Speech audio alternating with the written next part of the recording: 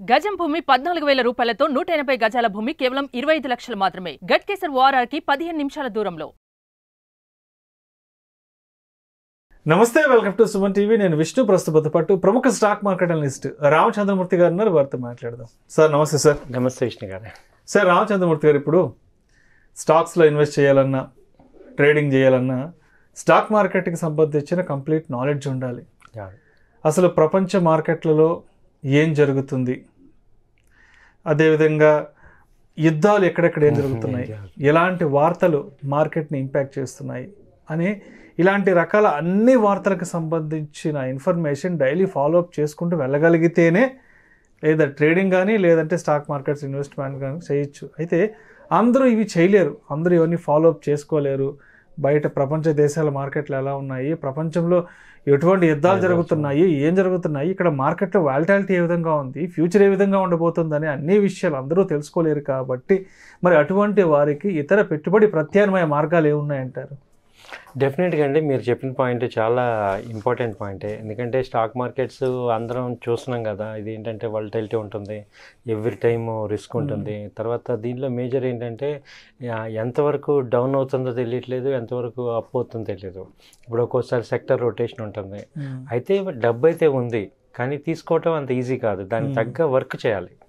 ఇప్పుడు ఈ వర్క్ చేయలేము, మేము చాలా బిజీగా ఉన్నాము, అలాంటి వాళ్ళకి ఆల్టర్నేట్స్ ఏమున్నాయంటే బెస్ట్ ఆల్టర్నేట్ ఏంటంటే మ్యూచువల్ ఫండ్స్ ఉంది.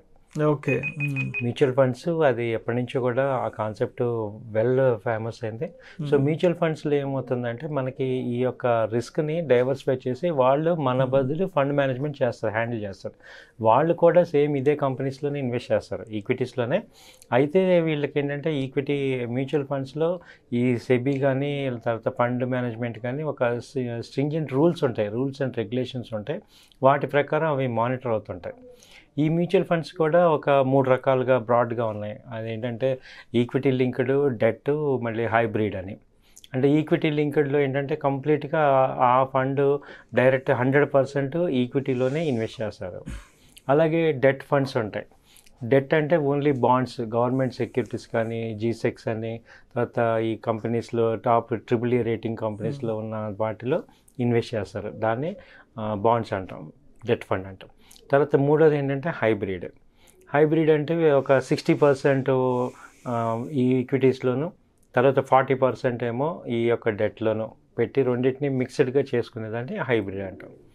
అయితే ఇప్పుడు ఎక్కడ ఎప్పుడు ఏది తీసుకోవాలి అనేది కూడా చాలా ఇంపార్టెంట్ ఇక్కడ. ఇప్పుడు మ్యూచువల్ ఫండ్స్లో చాలామంది ఏమంటారంటే ఎస్ఐపి చేయొచ్చు, అలాగే లంసమ్ చేయొచ్చు. ఎస్ఐపి అంటే సిస్టమేటిక్ ఇన్వెస్ట్మెంట్ ప్లాన్. నెల మనం కొంత అమౌంట్ యాడ్ చేసుకొని ఆ అమౌంట్ కార్పస్ లాగా పెంచుకుంటే, ఒక మ్యూచువల్ ఫండ్స్ ఏంటంటే it is not for 1 month కానీ 2 మంత్స్ కానీ అలా కాదు. మ్యూచువల్ ఫండ్స్కి అంటే స్టాక్స్కి కంపేర్ చేస్తే స్టాక్స్లో కొన్ని బెనిఫిట్స్ ఉన్నాయి, మ్యూచువల్ ఫండ్స్లో కొన్ని బెనిఫిట్స్ ఉన్నాయి. అంటే ఓవరాల్గా మన పెర్ఫార్మెన్స్ ఎలా ఉంటుంది ఏంటని చూస్తే మ్యూచువల్ ఫండ్ని మనం ఒక లాంగ్ టర్మ్ హారిజన్లో చూడాలి. అంటే ఒక 5 years నుంచి 7-8 years మధ్యలో హారిజన్లో చూస్తేనే మనం అది బెనిఫిట్ అవుతుంది. ఈ 5-7 yearsలో మనం ఎస్ఐపి లాగా చేసుకోవచ్చు. అంటే సిస్టమేటిక్ ఇన్వెస్ట్మెంట్ ప్లాన్, నెలకి ఒక సమ్ అమౌంట్ 5,000 10,000 అలా ఈ టాప్ 100 కంపెనీస్ కానీ లేకపోతే ఏదో వాటిల్లో రకరకాల వెరైటీలు ఉన్నాయి. మళ్ళీ ఈ మ్యూచువల్ ఫండ్స్లో ఇవి టాప్ 100 ఉంటాయి, తర్వాత బ్లూ చిప్ ఉంటుంది, మిడ్ క్యాప్ ఫండ్ ఉంటుంది, స్మాల్ క్యాప్ ఫండ్ ఉంటుంది, అలాగే కాంబినేషన్ ఉంటాయి, ఇలా ఇండెక్స్ ఫండ్స్ అని ఉంటాయి. వీటన్నిటిని మనం చూసుకొని ఏది బెటర్ అనేది మళ్ళీ డిరైవ్ చేసి, ఎందుకంటే ఇప్పుడు మ్యూచువల్ ఫండ్స్ దాదాపు ఒక్కొక్క కంపెనీ ఒక 20 కంపెనీస్ వచ్చేసాయి, ఏఎంసీ కంపెనీస్. ఇది చాలా కాంప్లెక్స్ ఎన్విరాన్మెంట్. మళ్ళీ ఏది సెలెక్ట్ చేసుకోవాలి, ఏ ఫండ్ చూసుకోవాలి అనేది కూడా దీనికి కూడా కంపల్సరీ కొంత ఎక్స్పర్ట్ సజెషన్ కానీ లేదా రీసెర్చ్ కానీ చేయాలి. మీరు డైరెక్ట్గా ఏది పడితే అది మనం కొనలేము. అలాగే ఈ టాప్ 100 కంపెనీస్ బాగుంటుందా, లేకపోతే బ్లూ చిప్లో బాగుంటుందా, అలాగే స్మాల్ అండ్ మిడ్ క్యాప్ ఏది పర్ఫామ్ చేస్తుంది అది కూడా మనం చూసుకోవాలి. ఎన్ఏవి ఈ మ్యూచువల్ ఫండ్ పర్ఫార్మెన్స్ అంతా కూడా ఎన్ఏవి బేస్ మీద ఉంటుంది. అంటే ఎన్ఏవి అనేది మనం ఎన్ఏవి ప్రకారం మనం యూనిట్స్ కొంటాం. ఇది ఒక 5 years మినిమం, 5 to 7 years మన హారిజన్ అనుకుంటేనే దీనిలోకి రావాలి. సో ఇది ఒక షార్ట్, డైరెక్ట్గా ఇన్వాల్వ్ అవ్వలేను, స్టాక్స్లో చాలా కష్టంగా ఉందనే వాళ్ళకి ఇది ఒక ఆల్టర్నేటివ్. సో ఇది ఒక ఫస్ట్ పార్ట్ అనమాట, ఇది మ్యూచువల్ ఫండ్స్. అంటే ఇప్పుడు మ్యూచువల్ ఫండ్ ఇప్పుడు మామూలుగా మ్యూచువల్ ఫండ్స్ అనగానే లాంగ్ టర్మ్ చెప్తుంటారు, 15 years 20 years 30 years 40 years. So అంత లాంగ్ టర్మ్ అనేది అందరికి వర్కౌట్ కాదు, అందరూ అన్ని సంవత్సరాల పాటు వెయిట్ చేయలేరు.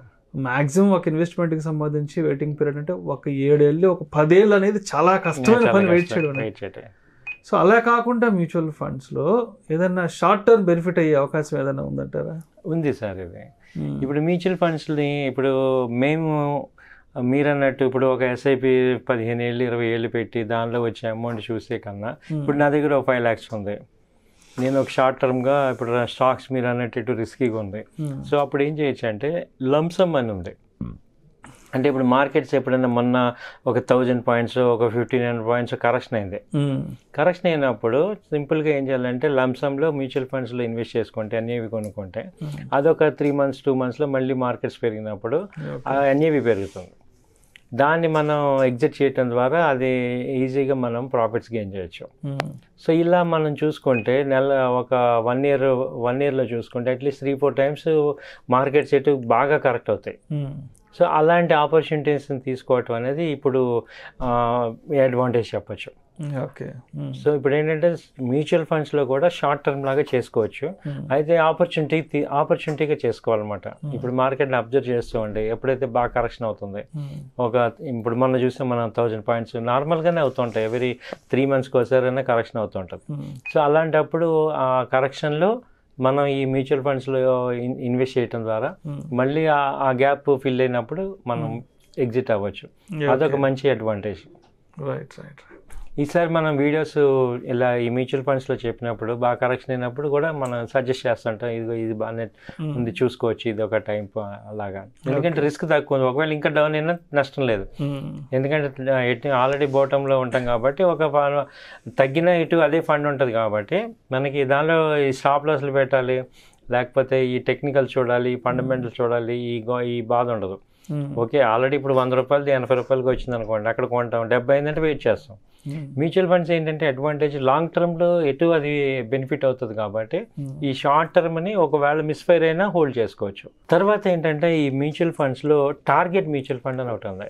అంటే ఇప్పుడు నేను ఒక కార్ కొనుక్కోవాలనుకోండి సపోజ్, ఇప్పుడు అలాంటి టార్గెట్ని పెట్టుకొని short term target mutual fund అంటే ఏంటంటే జనరల్గా మ్యూచువల్ ఫండ్స్ రిటర్న్స్ చూసుకుంటే పర్ యానమ్ 15% నుంచి 20% మధ్యలో ఉంటాయి. సో ఇప్పుడు మామూలుగా 12 to 15 అనేది మాక్సిమం చెప్పే నెంబరు. ఇప్పుడు మార్కెట్స్ కొంచెం బుల్ మార్కెట్ ఉన్నప్పుడు 20 to 15. అంటే కొన్ని ఫండ్స్ని మనం జాగ్రత్తగా అబ్జర్వ్ చేస్తే అవుట్ పర్ఫార్మింగ్ ఫండ్స్ ఉంటాయి. వాటిల్లో మనం టార్గెట్ ఓరియంటెడ్గా ఒక 2 years 3 years ప్లాన్ చేసుకొని షార్ట్ టర్మ్ గోల్స్ని కూడా మీట్ అవ్వచ్చు. ఓకే. సో అందులో ఏంటంటే ఆ స్టాక్స్ ఏంటి ఒకసారి మనం లిస్ట్ అవుట్ చేసుకొని ఓకే ఆ స్టాక్స్ని ఒకసారి ఇండివిజువల్గా కూడా చెక్ చేసుకుని వాటి పర్ఫార్మెన్స్ ఏంటని చూసుకొని అలాంటి మ్యూచువల్ స్కీమ్స్ని సెలెక్ట్ చేసుకోవడం ద్వారా మనం మంచి అంటే షార్ట్ టర్మ్లో కూడా మ్యూచువల్ ఫండ్స్లో కొంచెం హై రిటర్న్స్ని రిస్క్ తగ్గించుకొని చేసుకునే అవకాశాలు ఉన్నాయి. Thank you so much Ramachandramurthy గారు. థ్యాంక్ యూ అండి. Thank you. స్టాక్స్లో ఇన్వెస్ట్ చేయలేని వాళ్ళకి, ట్రేడింగ్ లాంటివి చేయలేని వాళ్ళకి, పెద్ద రిస్క్ ఎపటైట్ని బేర్ చేయలేని వాళ్ళకి అదర్ ఇన్వెస్ట్మెంట్ ఆప్షన్స్ ఏమున్నాయని దాని గురించి చాలా చక్కగా తెలియజేశారు. Thank you so much sir. Thank you.